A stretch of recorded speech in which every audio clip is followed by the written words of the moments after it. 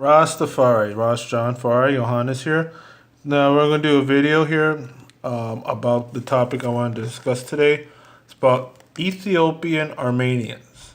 And I want to discuss this unique connection between Armenia and Holy Ethiopia. Of course, all this is tied into His Majesty and his role, and the fact that some claim that Armenia was the first Christian nation, even though Bible and historically Ethiopia was the first Christian nation. But this is an interesting article. It's in the Company of Emperors, the story of Ethiopian Armenians. This is the author of it. And the story starts off like this. During the early 1900s, under the rule of Emperor Menelik, there were apparently 50 Armenians in Addis Ababa. But the size of the community would soon grow tremendously and flourish with the turn of the century under Gedamawe Haile Selassie rule. Known by his official name, Rastafari Makonnen, Haile Selassie was Ethiopia's head of state. You know, the usual, but let's get to the topic at hand. After becoming the regional and de facto ruler of Ethiopia in 1916, Selassie began to gradually modernize Ethiopia, beginning with the capital of Addis Ababa. He started by having Ethiopia admitted to the League of Nations in 1923, and his diplomatic trips in the following years aimed at solidifying stable connections outside of Ethiopia.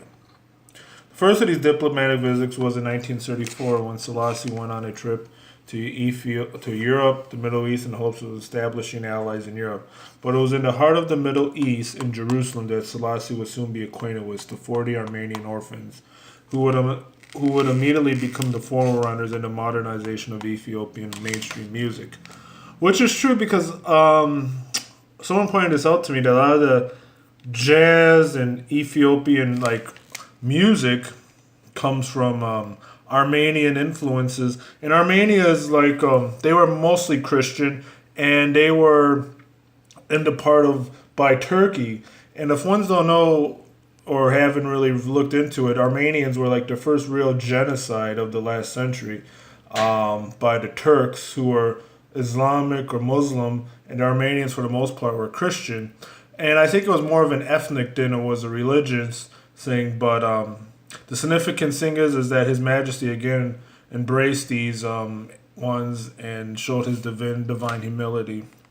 More significantly, however, it was on this day, as he was walking through the Armenian quarter of Jerusalem, that Selassie observed a marching band composed of 40 young Armenians. He was deeply moved by the band's musical talent. After concluding his tour with the Armenian church and district, Selassie had a conversation with the Patriarch Turan and learned that these 40 talented young musicians were orphans of the Armenian genocide. He also learned of the terrible financial strain that came with raising these orphans. In response, Selassie officially to adopt and bring the marching band back with him to Addis Ababa. The 40 Armenian orphans arrived to the capital on September 6, 1924, accompanied by Father Hilvan Samanin, and officially became known as the Arp 40 Children in Amharic. And this is the picture.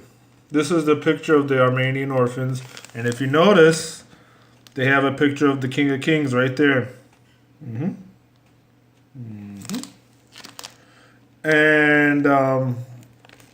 this is the one who took the Arpa look photographed by that's the one who took the photo. Right there. And so His Majesty again was showing his true spirit, and the Armenian Empire, or not the Armenian, but the Armenian people were embraced by these two peoples. The Arab Lux formed the Royal Imperial Brass of Ethiopia, and each of the children were allocated a monthly stipend provided with housing and trained by their musical director, who was an Armenian orphan.